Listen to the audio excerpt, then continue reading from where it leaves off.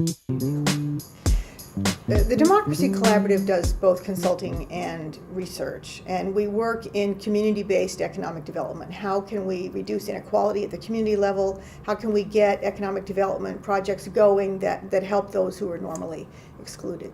We use the phrase community wealth building, which is a broad umbrella that says, let's build community wealth as the purpose of economic activity and economic development. And within that, you have social enterprise, you have employee ownership, you have locally owned banks or community development financial institutions. So the institutions are part of a broader framework which says it's all aimed at building community wealth and the pieces work together.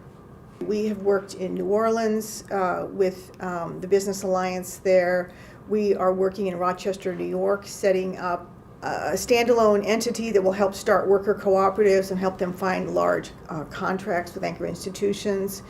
We also have a community of practice of large anchor institutions, the nonprofit hospitals, for example.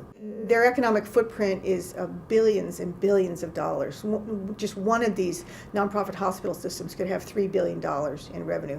And so if those institutions started to localize their purchasing, their hiring, their investment, it could really help their local communities. So we help them do that. We say we work with visions, models, and pathways. I mean, you have to have a vision of a different kind of economy, a vision that by its a vision of an economy that by its very nature delivers sustainability and broad-based prosperity. You need to believe that that's possible, that there's a picture of that kind of economy. We call it an inclusive economy.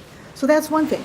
And then you need models. Well, what does that look like? Well, it can look like the Evergreen Cooperatives in Cleveland. These are 3 employee-owned companies.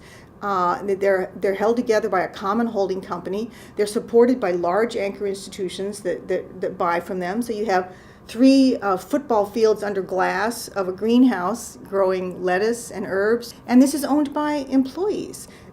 People come from all over the world to see the Evergreen Cooperatives because it's a model of something different. It's very inspiring. But then there's the question of pathways. Well, how on earth do you get from here to there? Well, one of the projects we have is called 50 by 50.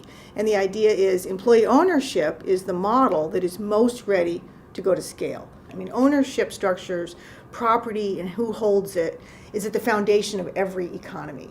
So if we want a different kind of economy, we have to get the assets in different hands. That's fundamental.